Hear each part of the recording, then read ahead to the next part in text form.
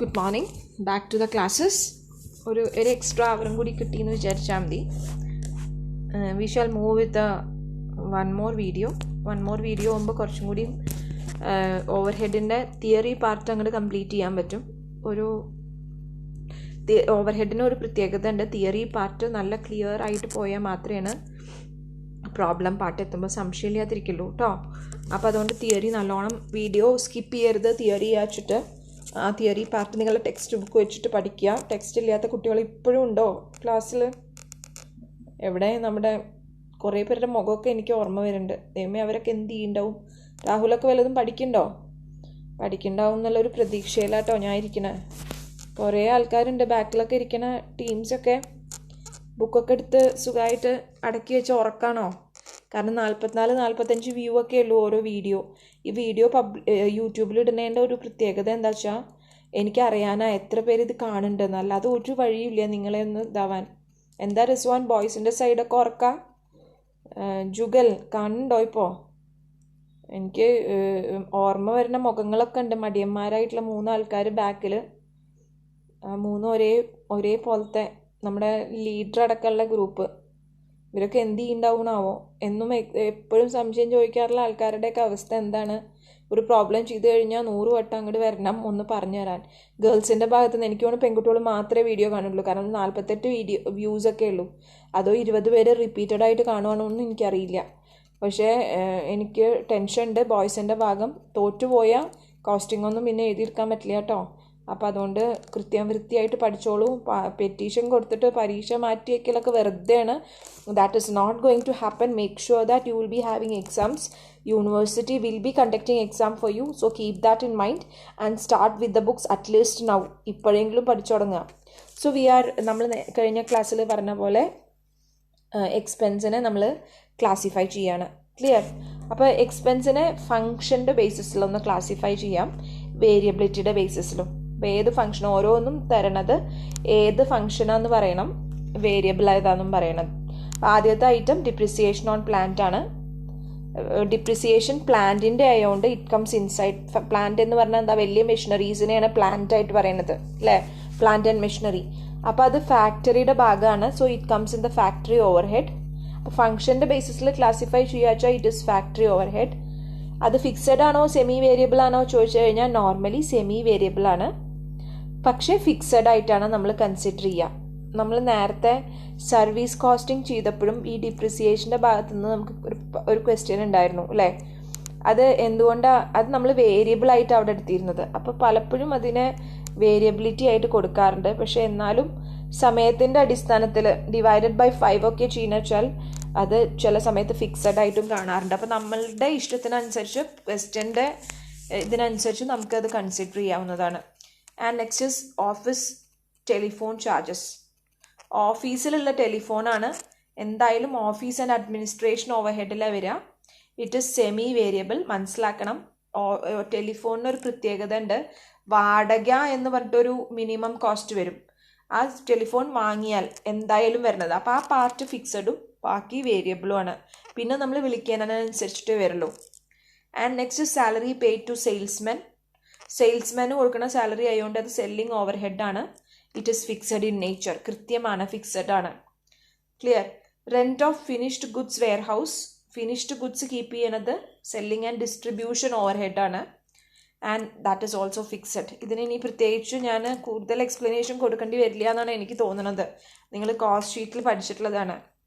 Supervisory labour എന്ന് പറയുമ്പോൾ supervise ചെയ്യാനുള്ള ലേബർ ആയതുകൊണ്ട് it comes inside the factory and is fixed. General manager ആണെങ്കിൽ നേരെ തിരിയും, ഓഫീസാണ്. സോ അഡ്മിനിസ്ട്രേഷൻ ആണ്, അതും ഫിക്സഡ് ആണ്. ഇനി കൺസ്യൂമബിൾ സ്റ്റോഴ്സ്. സ്റ്റോറിൻ്റെ പർച്ചേസ് എന്ന് പറയുമ്പോൾ എപ്പോഴും അത് that comes inside the factory but is highly variable. ഞാൻ ചിലപ്പോൾ 100 ആവും. ഞാൻ നേരത്തെ എക്സാമ്പിൾ തന്നെ പറയുകയാണ്. ഞാൻ ചിലപ്പോൾ 100 ആവും, ദേവിക ചിലപ്പോൾ 1000 യൂണിറ്റ് ആവും. So it differs. ക്ലിയർ? ഇനി കമ്മീഷൻ. സെയിൽസ്മാന് കമ്മീഷൻ കൊടുക്കുകയാണെങ്കിലോ അത് സെയിൽസിൻ്റെ ബേസിസിലാണ് കൊടുക്കുക അല്ലേ? അപ്പോൾ സെല്ലിംഗ് ഓവർ ഹെഡിൻ്റെ ഭാഗമായിട്ടാണ് വരിക. It is highly variable. Sales ഉണ്ടായാലല്ലേ സെയിൽസ് കൂടുന്നതിനനുസരിച്ച് എന്താ ഉണ്ടാവുക? അയാളുടെ കമ്മീഷനും കൂടും. ക്ലിയർ? ഇനി ഫാക്ടറി പവറോ? അത് ഫാക്ടറി ഓവർ ഹെഡാണ്, സംശയമില്ല, വേരിയബിളാണ്. കാരണം എന്താ, നമ്മൾ കൂടുതൽ ഫാക്ടറിയിൽ കൂടുതൽ പ്രൊഡ്യൂസ് ചെയ്യുന്നതിനനുസരിച്ചിട്ട് കൂടുതലായിട്ട് ഇൻകർ ചെയ്തുകൊണ്ടേയിരിക്കും. ക്ലിയർ? ഇനിയിപ്പോൾ ഡെലിവറി വാൻ എക്സ്പെൻസസ് ഡിസ്ട്രിബ്യൂട്ട് ചെയ്താലല്ലേ ഡെലിവറി വാൻ എക്സ്പെൻസ് ഉണ്ടാവുള്ളൂ. So it is distribution overhead. മാത്രമല്ല ഒന്നും ഡിസ്ട്രിബ്യൂട്ട് ചെയ്തിട്ടില്ല വെച്ചാൽ ഉണ്ടാവുമോ? ഇല്ല. കൂടുതൽ ഡിസ്ട്രിബ്യൂട്ട് ചെയ്താലോ കൂടുതൽ ഉണ്ടാവും. അപ്പോൾ വേരിയബിളാണ്. Expenses of improving A product, ഒരു പ്രോഡക്റ്റ് ഇംപ്രൂവൈസേഷൻ വരിക വെച്ചാൽ അതിന് നമ്മൾ വേറൊരു ഹെഡാണ് റിസർച്ച് എക്സ്പെൻസ് ആയിട്ട് സെപ്പറേറ്റ് ആയിട്ട് തന്നെ എഴുതണം. അപ്പോൾ റിസർച്ച് നടത്തിയാലാണ് ഒരു പ്രോഡക്റ്റ് ഇൻട്രൊഡ്യൂസ് ചെയ്യാൻ പറ്റുള്ളൂ. അത് ഫിക്സഡ് എക്സ്പെൻസ് ആണ്. അത് നമുക്ക് വൺസ് അപ്പോൺ എ ടൈം വരുന്ന എക്സ്പെൻസ് ആണ്, എപ്പോഴും ഉണ്ടാവില്ല. ഇപ്പോൾ ഒരു പ്രോഡക്റ്റ് ഔട്ട്ഡേറ്റഡ് ആയി പോവാണ്, ഫാഷൻ ചേഞ്ച് ചെയ്യാണ്, you will have to go for research expenses. And next is experimental expenses to develop a product. അതും ഒരു പുതിയ ടൈപ്പാണ്, ഡെവലപ്മെൻറ്റ് എക്സ്പെൻസസ്. ഇത് രണ്ടും വേണമെങ്കിൽ റിസർച്ചിലേക്ക് ക്ലാസിഫൈ ചെയ്യാം. This is also fixed, it comes once in a while. പ്രോബ്ലത്തിലധികം ഇത്രയും ഭാഗമാണ് കൂടുതൽ ചോദിക്കുക. ക്ലിയർ? അപ്പോൾ ഈ ഒരു രീതിയിലാണ് നമ്മൾ ക്ലാസിഫൈ ചെയ്യാൻ ഉദ്ദേശിക്കുന്നത്, on the basis of function and on the basis of variability. Clear? അപ്പോൾ ആ ഒരു എക്സാമ്പിളായിട്ട് പറഞ്ഞു എന്ന് മാത്രമേ ഉള്ളൂ. And next is you have element wise classification. Element wise എന്ന് പറഞ്ഞാൽ എലമെൻറ്റ്സ് 3 മെറ്റീരിയലും ലേബറും എക്സ്പെൻസും ആണ്. അപ്പോൾ നമുക്ക് ഓവർ ഹെഡ് ആയതുകൊണ്ട് ഇൻഡയറക്റ്റ് മെറ്റീരിയൽ, ഓവർ ഹെഡ് ആയതുകൊണ്ട് U have indirect material, U have indirect labour and you have indirect expenses also. അപ്പോൾ indirect material എന്ന് പറഞ്ഞാൽ നമുക്കറിയാം ഓയിൽ, ഫ്യൂവൽ, അതൊക്കെ ഇൻഡയറക്റ്റ് മെറ്റീരിയലാണ്, ഡയറക്റ്റ് അല്ല. ഒരു മെഷീനറി റൺ ചെയ്യാൻ നമുക്ക് ഫ്യൂവൽ വേണം, ആ മെഷീനറിയിൽ നിന്ന് കുറേ പ്രൊഡ്യൂസ് ചെയ്യില്ലേ, അപ്പോൾ ഡയറക്റ്റ് ആവില്ല, ചിലപ്പോൾ ഇൻഡയറക്റ്റ് ആവും. ഇപ്പോൾ സ്റ്റോഴ്സ് കൺസ്യൂം ഫോർ റിപ്പയർ, ഒരു മെഷീനറി റിപ്പയറിന് നമ്മൾ കുറച്ച് സാധനങ്ങൾ വാങ്ങി, അതൊക്കെ ഇൻഡയറക്റ്റ് മെറ്റീരിയലാണ്. And you have indirect labour also. നേരിട്ടിട്ട് ആ പ്രൊഡക്ഷൻ ഉണ്ടാവില്ല, ആ മെഷീനറി മെയിൻറ്റെയിൻ ചെയ്യാൻ ഒരു ലേബറിന് വന്നു, സ്റ്റോർ കീപ്പർക്ക് കൊടുക്കുന്ന salary, overtime and night shift bonus, employers contribution to funds, holiday pay, leave pay etcetera, it comes in the indirect labour. അപ്പോൾ എലമെൻറ്റ് വൈസ് ക്ലാസിഫിക്കേഷൻ ആണ് മൂന്നാമത്തെ നമ്മൾ പഠിക്കുന്നത്. Indirect material, indirect labour and you have indirect expenses also. Clear? Indirect expenses also. So that expenses that cannot be allocated directly but can only be apportioned or absorbed by the cost centers or cost units are known as indirect expenses. Example in the rent, insurance, taxes, telephone expenses, canteen, welfare expenses. Clear? Is it clear for you? So തിയറിയാണ്, theory വെച്ചിട്ട് monotonous ആവരുത്, കാരണം ഈ theory important ആണ്. ഇനി ഇത്രയൊക്കെ ആയിക്കഴിഞ്ഞാൽ basic ആയിട്ടുള്ള ക്ലാസിഫിക്കേഷൻ കഴിഞ്ഞു. ഇനി ഓവർ ഹെഡിനെ നമ്മൾ എങ്ങനെ ഡിപ്പാർട്ട്മെൻറ്റ്സ് ആക്കാം. ഞാൻ നേരത്തെ സർവീസ് ഡിപ്പാർട്ട്മെൻറ്റിൻ്റെ കാര്യവും അലോക്കേഷനും അബ്സോർപ്ഷനും ഒക്കെ പറഞ്ഞില്ലേ, അപ്പോൾ ആ ഭാഗാട്ടോ പ്രോബ്ലം ചെയ്യാൻ ആവശ്യമുള്ള പാർട്ടാണ്, ഇവിടെയും ശ്രദ്ധിക്കണം. ക്ലിയർ? ഓരോ ഐറ്റംസും നമ്മൾ കളക്ട് ചെയ്ത് കഴിഞ്ഞാൽ പിന്നെ അടുത്ത സ്റ്റെപ്പ് എന്താ, അപ്പോൾ നമ്മൾ എന്തൊക്കെ കളക്ട് ചെയ്തു, എല്ലാ രീതിയിലുള്ള എക്സ്പെൻസ് ഫിക്സഡ് ആണോ വേരിയബിൾ ആണോ എന്നൊക്കെ നമ്മൾ കളക്ട് ചെയ്ത് വെച്ചു, ഏതൊക്കെ രീതിയിലുള്ള എക്സ്പെൻസസ് ഉള്ളത് എന്നൊക്കെ കളക്ട് ചെയ്ത് വെച്ചാൽ അടുത്ത സ്റ്റെപ്പാണ് allocation and apportionment of such expenses. അതിപ്പോൾ നമുക്ക് ഇലക്ട്രിസിറ്റി എന്ന് പറഞ്ഞൊരു സാധനം വന്നു വെച്ചാൽ നോർമലി അക്കൗണ്ടിങ്ങിൽ ടു ഇലക്ട്രിസിറ്റി എന്ന് പറഞ്ഞിട്ട് നമ്മൾ എസ്കേപ്പ് ചെയ്യാം, പക്ഷേ കോസ്റ്റ് അക്കൗണ്ടിങ്ങിൽ അത് പറ്റില്ല. ഈ ഇലക്ട്രിസിറ്റി ആര് യൂസ് ചെയ്തു, അത് ആർക്കാണ് അലോക്കേറ്റ് ചെയ്യേണ്ടത്, അല്ല അത് ഡയറക്റ്റ്ലി അലോക്കേറ്റ് ചെയ്യാൻ പറ്റില്ല വെച്ചാൽ അതെങ്ങനെ, എന്ത് ബേസിസിലാണ് അപ്പോർഷൻ ചെയ്യേണ്ടത്. അപ്പോർഷൻമെൻറ്റ് എന്ന് പറഞ്ഞാൽ പ്രപ്പോർഷനേറ്റ്ലി എങ്ങനെ നമ്മൾ എന്തിൻ്റെ ബേസിസിലാണ് ഡിവൈഡ് ചെയ്ത് കൊടുക്കുന്നത്, അതിനെയാണ് അപ്പോർഷൻമെൻറ്റ് എന്ന് പറയുക. നേരിട്ടിട്ട് ചാർജ് ചെയ്യാൻ പറ്റുകയാണെങ്കിൽ you say it as allocation, and if it is on the basis of some information you say it as apportionment. Clear? അപ്പോൾ ഈ അലോക്കേഷനെ അപ്പോർഷൻമെൻറ്റിനെ നമ്മൾ വിളിക്കുന്ന പേരാണ് departmentalization of overhead. Clear? The step of allocation and apportionment of such expenses to cost centers. A ഉണ്ടാവും, B ഉണ്ടാവും, cost centres കുറേ ഉണ്ടാവും, അതിനെ വിളിക്കുന്ന പേരാണ് ഡിപ്പാർട്ട്മെൻറ്റലൈസേഷൻ. അപ്പോൾ ഡിപ്പാർട്ട്മെൻറ്റലൈസേഷൻ ഓഫ് പ്രൊഡക്ഷൻ ഓവർഹെഡ്, പ്രൊഡക്ഷൻ ഓവർഹെഡിൻ്റെ ഡിപ്പാർട്ട്മെൻറ്റലൈസേഷൻ എന്ന് പറഞ്ഞാൽ process of identifying production expenses with different production of service departments. അപ്പോൾ 3 പ്രൊഡക്ഷൻ ഡിപ്പാർട്ട്മെൻ്റ് ഉണ്ട് വിചാരിക്കും, 3 പ്രൊഡക്ട്സ് ഉണ്ട് ABC. അപ്പോൾ ആ 3 പ്രൊഡക്ഷൻ ഡിപ്പാർട്ട്മെൻറ്റിനെ ഐഡൻറ്റിഫൈ ചെയ്തിട്ട് ആ 3 പ്രൊഡക്ഷൻ ഡിപ്പാർട്ട്മെൻറ്റിൽ എന്തൊക്കെ ഇൻഡയറക്റ്റ് എക്സ്പെൻസസ്, എന്തൊക്കെ ഇൻഡയറക്റ്റ് മെറ്റീരിയൽ, എന്തൊക്കെ ഇൻഡയറക്റ്റ് ലേബർ അയച്ചാൽ അതിനെ അലോക്കേറ്റ് ചെയ്ത് കൊടുക്കണേനെയാണ് ഡിപ്പാർട്ട്മെൻറ്റലൈസേഷൻ ഓഫ് പ്രൊഡക്ഷൻ ഓവർഹെഡ് എന്ന് പറയുന്നത്. That means it is done by means of allocation and apportionment of overhead. Allocate ചെയ്തിട്ടും അപ്പോർഷൻ ചെയ്തിട്ടുമാണ് നമ്മൾ ക്ലിയർ ആയിട്ട് പഠിക്കുക. പ്രോബ്ലം ചെയ്തു കഴിഞ്ഞാൽ തിയറി കുറച്ചും കൂടി എളുപ്പമാണ് ഈ പാർട്ടിൽ. ഇത്രയും ഫാക്ടേഴ്സ് നമ്മൾ കൺസിഡർ ചെയ്യണം while organising a concern into number of departments. Departments ആയിട്ട് തിരിക്കുമ്പോൾ നമ്മൾ കൺസിഡർ ചെയ്യേണ്ട ഫാക്ടേഴ്സാണ്. എല്ലാ മാനുഫാക്ചറിങ് പ്രോസസ്സും ഡിവൈഡഡ് ആണ് അല്ലേ? കാരണം റോ മെറ്റീരിയലിൽ നിന്ന് ഇതാവും ഓരോ. So every manufacturing process must be divided അല്ലേ? ഒരു ഡിവൈഡ് ചെയ്യണം. അപ്പോൾ ആദ്യത്തെ department A, department B, department C എന്ന് പറഞ്ഞിട്ടുള്ള ഡിവിഷൻ വരണം. അപ്പോൾ ഒരു മാനുഫാക്ചറിങ് പ്രോസസ്സ് തന്നെ 3 ഡിപ്പാർട്ട്മെൻ്റ് ആയിട്ടൊക്കെ, ഇപ്പോൾ പ്രൊഡക്ഷൻ ഡിപ്പാർട്ട്മെൻറ്റ് ഉണ്ടാവും, സെല്ലിംഗ് ഡിപ്പാർട്ട്മെൻറ്റ് ഉണ്ടാവും, ഡിസ്ട്രിബ്യൂഷൻ ഡിപ്പാർട്ട്മെൻറ്റ് ഉണ്ടാവും, ഓഫീസ് ഡിപ്പാർട്ട്മെൻറ്റ് ഉണ്ടാവും. അപ്പോൾ for ensuring smooth flow of production the sequence of operations is taken into consideration while determining the location of various departments. അപ്പോൾ പല രീതിയിലാവും ഡിഫൈൻ ചെയ്യുക. അപ്പോൾ ഡിവിഷൻ നല്ല ശ്രദ്ധിച്ചിട്ട് ആവണം ചെയ്യണത്. അപ്പോൾ അങ്ങനെ ഡിപ്പാർട്ട്മെൻറ്റ്സിനെ, പ്രൊഡക്ഷൻ ഡിപ്പാർട്ട്മെൻറ്റ്സിനെ തന്നെ പല രീതിയിൽ ഡിഫൈൻ ചെയ്യുകയാണ് ചെയ്യണത്. Clear? And let us see what are the producing departments. ഏതൊക്കെ പ്രൊഡ്യൂസിങ് ഡിപ്പാർട്ട്മെൻറ്റാണ് നമുക്കുള്ളത് നോക്കാം.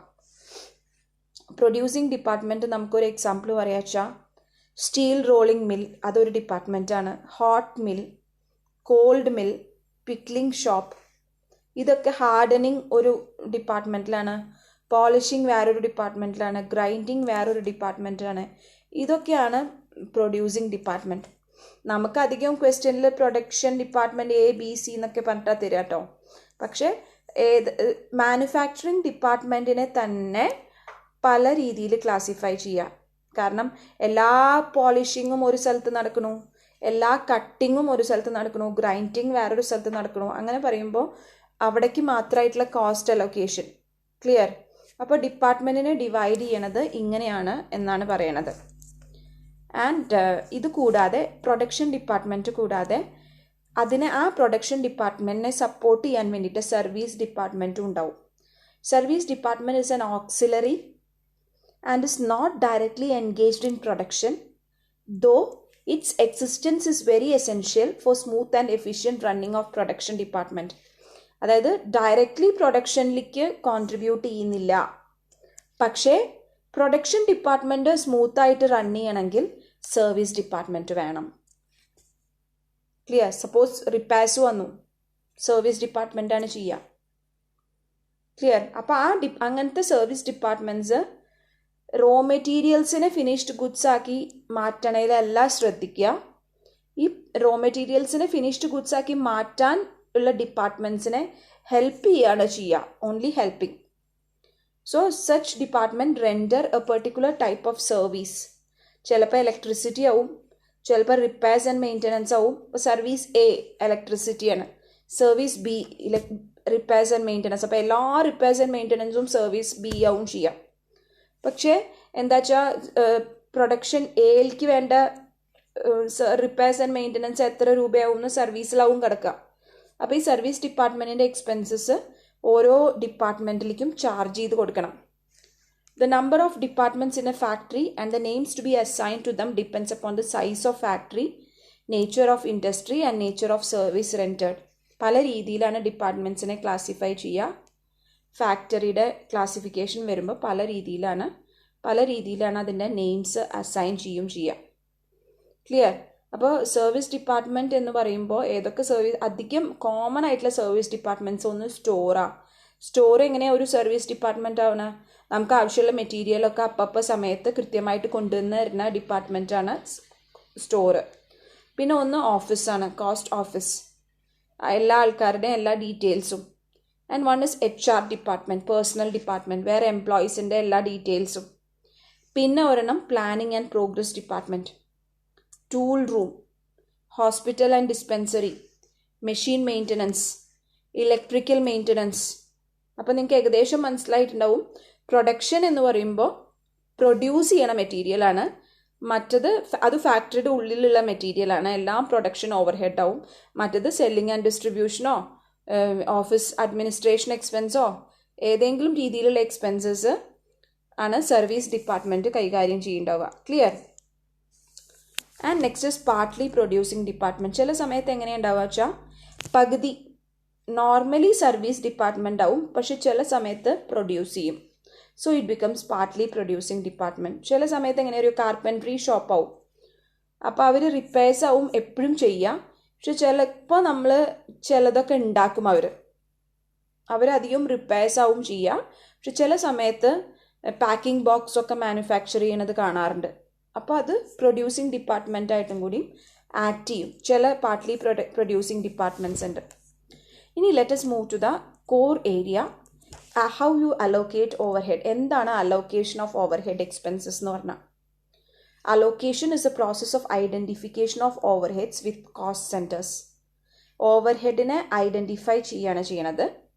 ഒരു എക്സ്പെൻസ് ഡയറക്റ്റ്ലി ഐഡൻറ്റിഫൈ ചെയ്യാൻ പറ്റുവെച്ചാൽ അത് നേരിട്ടിട്ട് ആ കോസ്റ്റ് സെൻറ്ററിലേക്ക് തന്നെ അലോക്കേറ്റ് ചെയ്യാം. ഇപ്പോൾ പ്രൊഡക്ഷൻ എക്ക് വേണ്ട ഇൻഡയറക്റ്റ് മെറ്റീരിയൽ 500 രൂപയാണെന്നുള്ളത് നമുക്ക് ചിലപ്പോൾ ഈസിലി ഐഡൻറ്റിഫൈ ചെയ്യാൻ പറ്റും. അപ്പോൾ അത് ആ ഒരു ഡിപ്പാർട്ട്മെൻറ്റിലേക്ക് തന്നെ നേരിട്ടിട്ട് ചാർജ് ചെയ്യാൻ പറ്റും. സോ അതിനെയാണ് അലോക്കേഷൻ എന്ന് പറയാം. So it is the allotment of whole item of cost, or it is refers to the charging of expenses which can be identified wholly with a particular department. ഒരു ഡിപ്പാർട്ട്മെൻറ്റിൽ നിന്ന് നമ്മൾ വേർതിരിച്ചെടുക്കാൻ പറ്റും. ഇപ്പം ഞാൻ പ്രൊഡക്ഷൻ എയുടെ മാനേജറാണെങ്കിൽ എനിക്ക് തന്ന സാലറി നമുക്ക് ഒരു സർവീസ് ഡിപ്പാർട്ട്മെൻറ്റിൻ്റെ ഹെൽപ്പും വേണ്ട, അത് പ്രൊഡക്ഷൻ എയിലേക്ക് ചാർജബിൾ ആണ്. ക്ലിയർ? കാരണം ഞാൻ പ്രൊഡക്ഷൻ എയുടെ വർക്ക് മാത്രമേ ചെയ്യുള്ളൂ. സോ നമുക്ക് എക്സാമ്പിളായിട്ട് പറയാം, whole of overtime wages pay to the workers relating to a particular department. ഞാൻ പറഞ്ഞ അതേ എക്സാമ്പിളാണ്. വർക്കേഴ്സിന് കൊടുക്കുന്ന വേജസ്, അത് ഡയറക്റ്റ് വേജസ് അല്ല കേട്ടോ, ഓവർ ഹെഡാണ്, ഇൻഡയറക്റ്റ് വേജസ് ആണ്. അതൊരു പെർട്ടിക്കുലർ ഡിപ്പാർട്ട്മെൻറ്റിൻ്റെന്ന് ക്വസ്റ്റ്യനിൽ പറഞ്ഞിട്ടുണ്ട് വെച്ചാൽ അത് ആ ഡിപ്പാർട്ട്മെൻറ്റിലേക്ക് തന്നെ ചാർജ് ചെയ്താൽ മതി. അത് വേറൊരു സ്ഥലത്തേക്ക് അത് വേറെ ഏതെങ്കിലും പ്രപ്പോർഷൻ ആക്കണോ? വേണ്ട. അപ്പോൾ അതിനെയാണ് നോർമലി അലോക്കേഷൻ. അലോക്കേഷൻ എന്ന് പറഞ്ഞാൽ നിങ്ങൾ വറീഡ് ആവുമൊന്നും വേണ്ട. നിങ്ങൾക്ക് ഒരു indirect expenses for machine A എന്ന് പറഞ്ഞിട്ടുണ്ടെങ്കിൽ or for production A or for department A എന്ന് പറഞ്ഞാൽ നേരിട്ടിട്ട് ആദ്യം എഴുതുക ഇൻഡയറക്റ്റ് മെറ്റീരിയൽസ്, എന്നിട്ട് പ്രൊഡക്ഷൻ എയുടെ താഴത്തെ കോളത്തിൽ അത് എഴുതുക. അല്ലാതെ അത് വേറെ ഒരു കോളത്തേക്കും കൊടുക്കണ്ട. അതിനെയാണ് അലോക്കേഷൻ എന്ന് പറയുക. ഇപ്പോൾ കോസ്റ്റ് ഓഫ് റിപ്പയർസ്, ഇപ്പോൾ നമ്മൾ പറയാണ് പ്രൊഡക്ഷൻ എയിലേക്ക് വേണ്ട റിപ്പയർസ് ഇത്രയാണ് എന്ന് പറഞ്ഞാൽ പിന്നെ അത് പ്രൊഡക്ഷൻ ബിയിൽ കൊണ്ട് എഴുതുമോ? ഇല്ല. അപ്പോൾ പവർ ഇപ്പോൾ ഓരോ റൂമിലേക്കും സെപ്പറേറ്റ് മീറ്റർ വെച്ച് ചിലപ്പോൾ വെക്കും ചില സ്ഥലത്തൊക്കെ. അപ്പോൾ അങ്ങനെ ഓരോ റൂമിലേക്കും സെപ്പറേറ്റ് മീറ്റർ വെച്ചിട്ടുണ്ട് വെച്ചാൽ ഓരോ റൂമും ഓരോ ഡിപ്പാർട്ട്മെൻറ്റ് വെച്ചാൽ പിന്നെ ആ റൂമിലേക്ക് വന്നിട്ടുള്ള ബില്ല് ആ റൂമിൻ്റെ മാത്രമല്ലേ? അതെ. So allocation means allotment of whole item without division ഇല്ലാതെ അലോട്ട് ചെയ്യുന്നതിനാണ് അലോക്കേഷൻ എന്ന് പറയുക. ഇനി അടുത്ത അലോക്കേഷൻ്റെ നേരെ ഓപ്പോസിറ്റാണ് apportionment. Apportionment this the allotment of proportion of items. നേരത്തെ ഞാൻ പറഞ്ഞു 5000 ആണ് ഒരു കോസ്റ്റ്, ആ 5000 ഇലക്ട്രിസിറ്റി ആവും. ഈ 5000 ഏത് ഡിപ്പാർട്ട്മെൻറ്റിൻ്റെ എന്ന് പറഞ്ഞിട്ടുണ്ടാവില്ല, നമ്മളോട് പറഞ്ഞിട്ടുണ്ടാവും ആദ്യത്തെ റൂം എയുടെ റൂമിൽ 5 ലൈറ്റ് പോയിൻറ്റ്സ് ആണ്, ബിയുടെ റൂമിൽ 4 ലൈറ്റ് പോയിൻറ്റ്സ് ആണ്, സിയുടെ റൂമിൽ 2 ലൈറ്റ് പോയിൻ്റ് ആണ്.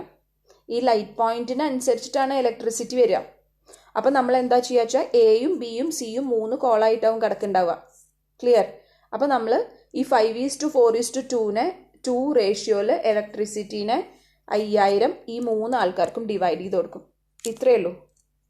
വളരെ ക്ലിയർ ആയിട്ടാണ് ഞാൻ പറഞ്ഞത് അല്ലേ? സംശയമില്ലല്ലോ.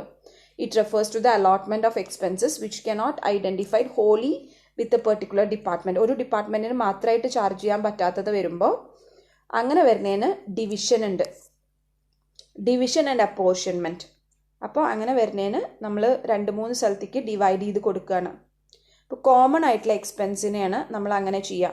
നേരത്തെ പറഞ്ഞ പോലെ റെൻറ്റ് ആൻഡ് റേറ്റ്സ്, വാടക മൊത്തം ബിൽഡിങ്ങിൻ്റെ വരിക, അല്ലാതെ ഒരു റൂമായിട്ടല്ല. ഡിപ്രിസിയേഷൻ വന്നു, ഹോൾ ലാൻഡിൻ്റെ ഡിപ്രിസിയേഷൻ വന്നു വെച്ചാൽ ഏറ്റവും കൂടുതൽ ആ ലാൻഡ് ഏത് ഡിപ്പാർട്ട്മെൻറ്റാണ് യൂസ് ചെയ്യുന്ന വെച്ചാൽ ആ ഡിപ്പാർട്ട്മെൻറ്റിന് കൂടുതൽ കൊടുക്കേണ്ടി വരും. റിപ്പയർസ് ആൻഡ് മെയിൻ്റനൻസ് ചിലപ്പോൾ 5000 രൂപയാണ് മൊത്തം റിപ്പയർസ് എന്ന് പറയുകയാണെങ്കിൽ നമ്മൾ ഓരോ റൂമിലും വേറെ ഒന്നും തന്നിട്ടില്ല ഇൻഫർമേഷൻ വെച്ചാൽ ഓരോ റൂമിൽ എത്ര മെഷീൻസ് ഉണ്ട് നോക്കും. ഒരു റൂമിൽ 5, ഒരു റൂമിൽ 4, ഒരു റൂമിൽ 1 വെച്ചാൽ ഈ റേഷ്യോയിൽ ഡിവൈഡ് ചെയ്ത് കൊടുക്കും. Clear? Lighting, work manager, salary etcetera. Salary ഒക്കെ നമുക്ക് ഐഡൻറ്റിഫയബിൾ അല്ലെങ്കിൽ അടുത്ത കാര്യമാണ് പറയണത്. അപ്പോൾ നമ്മളിങ്ങനെ അപ്പോർഷൻ ചെയ്യേണ്ട ആവശ്യമുണ്ട്. So next we are seeing what is the difference between allocation and apportionment of expenses. Clear? രണ്ടിൻ്റെ ഡിഫറൻസ് ആണ്, ഒരു ഇമ്പോർട്ടൻറ്റ് ക്വസ്റ്റ്യൻ ആണ്. ഇത്രയും പറഞ്ഞാൽ നിങ്ങൾക്ക് തന്നെ ചെയ്യാൻ പറ്റണതാണ്. ഹോൾ ഐറ്റംസ് അലോട്ട് ചെയ്യാണ്, ഇവിടെ പ്രപ്പോർഷൻ ആണ്. സെയിം തിങ് തന്നെയാണ് ഇവിടെ പറയണത്. ഇവിടെ പ്രപ്പോർഷൻ മാത്രമേ ഉള്ളൂ, ഇവിടെ ഹോൾ ഐറ്റം ആണ്. ഇത് ഡയറക്റ്റ്ലി അലോക്കേറ്റഡ് ആണ്, ഇതങ്ങനെയല്ല, ഡിവൈഡ് ചെയ്ത് കൊടുക്കുകയാണ്, നോട്ട് ഡയറക്റ്റ്ലി അലോക്കേറ്റഡ്. ഇവിടെ ഹോൾ ബെനിഫിറ്റ്സ് ആ ഡിപ്പാർട്ട്മെൻറ്റ് മാത്രമായിട്ടാണ് എടുക്കുന്നത്. ഇപ്പം ഞാൻ ഒരു ഡിപ്പാർട്ട്മെൻറ്റിന് വേണ്ടി സേവനം ചെയ്തിട്ട് എനിക്ക് സാലറി കിട്ടിച്ചാൽ അതിൻ്റെ ഫുൾ ബെനിഫിറ്റും ആ ഡിപ്പാർട്ട്മെൻറ്റിനാണ്. അപ്പോൾ അതുകൊണ്ടാണ് ആ കോസ്റ്റ് സെൻറ്ററിന് നമ്മൾ അലോക്കേറ്റ് ചെയ്ത് കൊടുക്കുന്നത്. മറ്റത് അങ്ങനെയല്ല, ഹോൾ എക്സ്പെൻസസിൻ്റെ പ്രപ്പോർഷൻ വെച്ചിട്ടാണ്. ബെനിഫിറ്റ്സും അങ്ങനെ ആയിരിക്കും. ഇപ്പോൾ ഇലക്ട്രിസിറ്റി അടയ്ക്കുന്നുണ്ടെങ്കിൽ ഇലക്ട്രിസിറ്റി കൂടുതൽ അടയ്ക്കുന്ന ഡിപ്പാർട്ട്മെൻറ്റ് കൂടുതൽ അതിൻ്റെ ബെനിഫിറ്റ് എടുത്തിട്ടുണ്ടാവുമല്ലോ. പിന്നെ ഇവിടെ ഒരു ബേസിസിൻ്റെ ആവശ്യമില്ല, നേരിട്ടിട്ട് ക്ലിയർ ആണ്. ഇവിടെ അങ്ങനെയല്ല, you need a suitable base of apportionment പഠിക്കുക തന്നെ വേണം. ആ പാർട്ട് നമ്മൾ ബൈ ഹാർട്ട് തന്നെ പഠിക്കണം. ചിലപ്പോൾ ക്വസ്റ്റ്യനിൽ നമ്മൾ വിചാരിച്ച പോലെ തരില്ല, അപ്പോൾ നമ്മൾ ക്വസ്റ്റ്യൻ അനുസരിച്ച് നമ്മൾ മാറ്റം വരുത്തും വേണം. Clear? And let us move to the basis of apportionment. ഈ basis of apportionment പാർട്ട് ഒറ്റ വീഡിയോ ആയിട്ട് എടുക്കേണ്ടതാണ് ശരിക്കും. ഞാനിതിൽ തന്നെ കണ്ടിന്യൂ ചെയ്യാണ്, കാണാതെ പോകരുത്. ഡയറക്റ്റ് അലോക്കേറ്റ് ചെയ്യേണ്ട കാര്യങ്ങളാണ്. Overheads are directly allocated on the basis of expenses for each department. Overtime premium ഒക്കെ വരിക വെച്ചാൽ അതൊക്കെ നേരിട്ടിട്ട് എക്സ്പെൻസിൻ്റെ ബേസിസിലാണ് അലോക്കേറ്റ് ചെയ്യുക. ഇപ്പോൾ പിന്നെ ഞാൻ പറയാം, ജോബ് റിപ്പയർ വന്നു. റിപ്പയർ വരുമ്പോൾ ഓരോ ഡിപ്പാർട്ട്മെൻറ്റിനും ഡയറക്റ്റ് എക്സ്പെൻസസ് തന്നിട്ടുണ്ടാവും. ആ ഡയറക്റ്റ് എക്സ്പെൻസസിൻ്റെ ബേസിസിലാണ് നമ്മൾ അലോക്കേറ്റ് ചെയ്യുക. ഇനി ചിലതുണ്ട് ഡയറക്റ്റ് ലേബറിൻ്റെ ബേസിസിൽ അലോക്കേറ്റ് ചെയ്യേണ്ടി വരും. ക്ലിയർ? അധിക ജനറൽ ഓവർ ഹെഡ് ഐറ്റമും ഡയറക്റ്റ് ലേബറിൻ്റെ ബേസിസിലാണ് അലോക്കേറ്റ് ചെയ്യുക. അതായത് എത്ര ആൾക്കാർ അവിടെ വർക്ക് ചെയ്യുന്നുണ്ട്. ഒരു പെട്ടെന്ന് ഒരു സംഭവം വന്നു, ഒരു പിന്നെ കോസ്റ്റ് വന്നു വെച്ചാൽ നമുക്ക് വേറെ ഒന്നിൻ്റെയും ബേസ് നമുക്ക് ഓർക്കാൻ പറ്റണില്ല. ഒന്നുകിൽ ഡയറക്റ്റ് ലേബറിൻ്റെ ബേസിലാവും, അല്ലെങ്കിൽ അവിടെ മെഷീൻ അവേഴ്സിൻ്റെ ബേസിസിലാവും. ഇപ്പോൾ ഡിപ്രിസിയേഷൻ അധികം മെഷീൻ അവേഴ്സിൻ്റെ ബേസിസിലാണ് അപ്പോർഷൻ ചെയ്യാറ്. ഇനി ചില എക്സ്പെൻസസ് ഉണ്ട് മെറ്റീരിയലിൻ്റെ ബേസിസിൽ. ഇപ്പോൾ മെറ്റീരിയൽ ഹാൻഡ്ലിങ് എക്സ്പെൻസസ് എന്ന് പറയുക വെച്ചാൽ ഓരോ മെറ്റീരിയൽ ഹാൻഡ്ലിങ് എക്സ്പെൻസസ് കൂടുതൽ ആവശ്യം വരിക എവിടെയാവും, ഏത് പിന്നെ ഡിപ്പാർട്ട്മെൻറ്റാണോ കൂടുതൽ മെറ്റീരിയൽസ് ഉപയോഗിക്കുന്നത് വെച്ചാൽ ആ മെറ്റീരിയൽസിൻ്റെ ബേസിസിലാണ് അപ്പോർഷൻ ചെയ്യുക. ക്ലിയർ?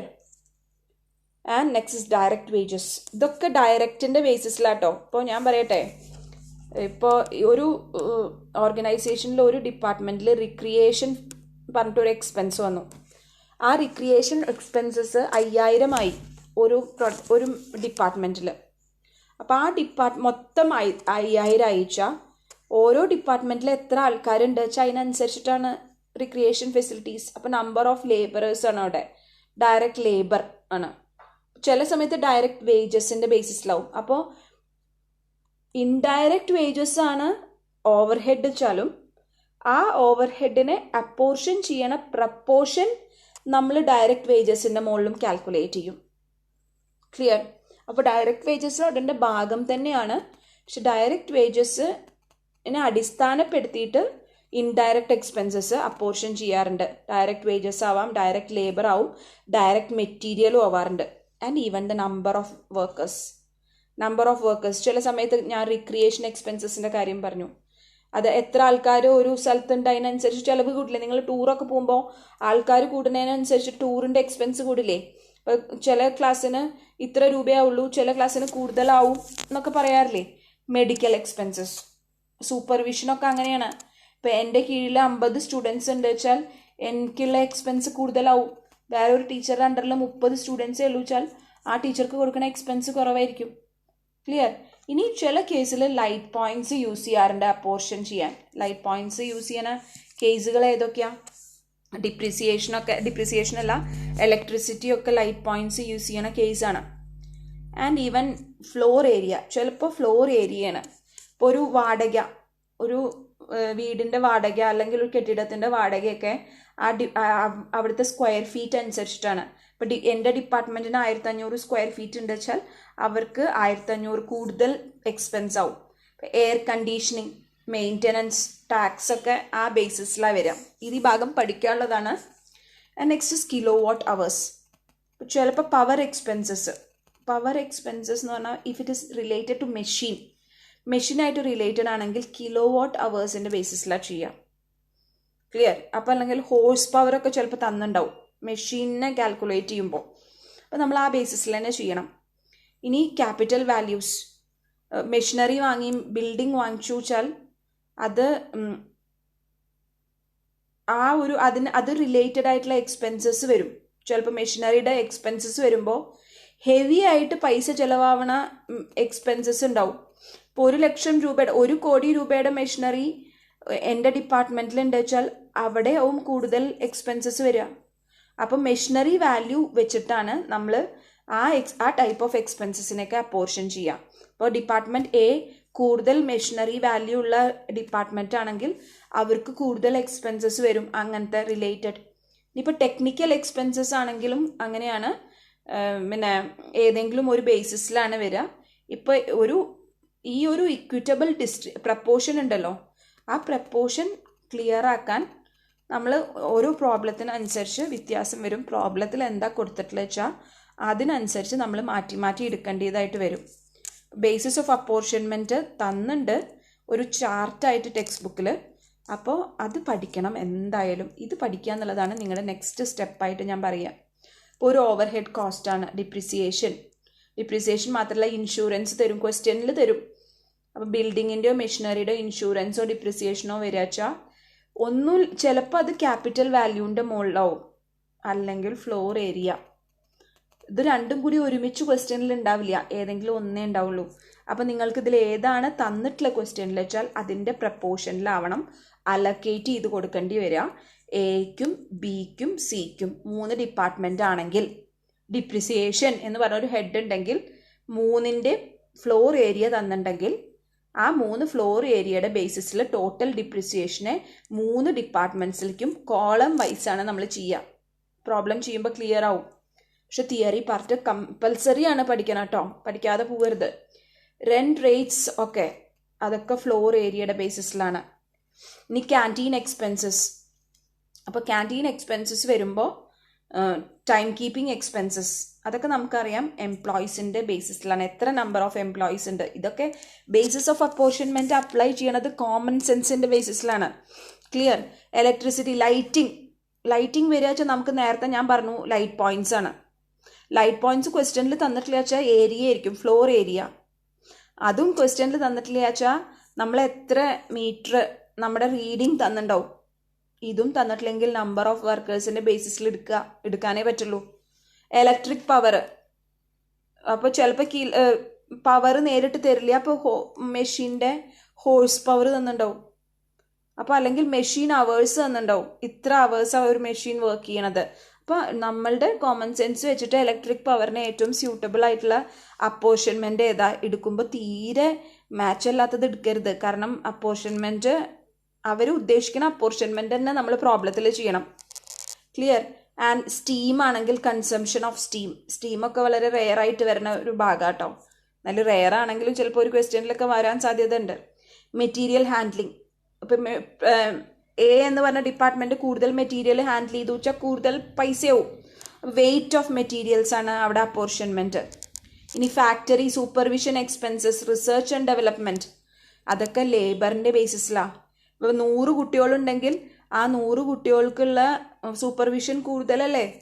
അപ്പോൾ അവിടെ എത്ര കുട്ടികളുണ്ട് ഒന്നുകിൽ നമ്പറാണ് കൊടുക്കുക. ഇപ്പോൾ സൂപ്പർവിഷൻ നമ്പർ ഓഫ് വർക്ക്മാൻ ആണ്. നമ്പർ ഓഫ് വർക്ക്മാൻ ക്വസ്റ്റ്യനിൽ തന്നിട്ടില്ല വെച്ചാൽ എമൗണ്ട് ഓഫ് വേജസ് ആണ്. ഡെലിവറി എക്സ്പെൻസസ്, ഡെലിവറി ചെയ്യുമ്പോൾ എപ്പോഴും കൺസിഡർ ചെയ്യുക ഡെലിവറി വെയിറ്റ് ആണ് അല്ലെങ്കിൽ വോളിയം ഓർ ഡിസ്റ്റൻസ്. ക്ലിയർ? ഇനി ഒന്നും തന്നിട്ടില്ല ഇൻഫോർമേഷനിൽ വെച്ചാൽ അങ്ങനത്തെ ഒക്കെ കൺസിഡർ ചെയ്യുക. ഒന്നുകിൽ വേജസിൻ്റെ ബേസിസിലാവും, അല്ലെങ്കിൽ ലേബർ അവേഴ്സിൻ്റെ ബേസിസിലാവും, അല്ലെങ്കിൽ ഏതെങ്കിലും പ്രപ്പോർഷൻ നമുക്ക് ക്വസ്റ്റ്യനിൽ തന്നിട്ടുണ്ടാവും. ക്ലിയർ?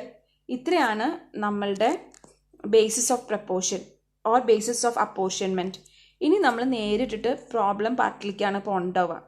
ക്ലിയർ? ഇനി തിയറി ആയിട്ട് നമുക്ക് പഠിക്കാനൊന്നുമില്ല. അപ്പോൾ അതുകൊണ്ട് ഇതുവരെയുള്ള തിയറി കംപ്ലീറ്റ് ആയിട്ട് ബൈ ഹാർട്ട് ചെയ്തിരിക്കണം. ഞാൻ നാളെ പുതിയ പ്രോബ്ലം ഏരിയയിലേക്ക് വരുമ്പോഴേക്കും ഒരു 3-4 ലെസണും കൂടി ഉണ്ടാവുള്ളൂ. അത് വെച്ച് നമ്മൾ കംപ്ലീറ്റ് ചെയ്യും. പഠിക്കാതെ പോകരുത്. ഓവർ ഹെഡ്സ് എന്ന് പറഞ്ഞ പാർട്ട് ഒരു essay പാർട്ടാണ്. Clear? Okay, we'll see you in the next class. Take care. Bye bye.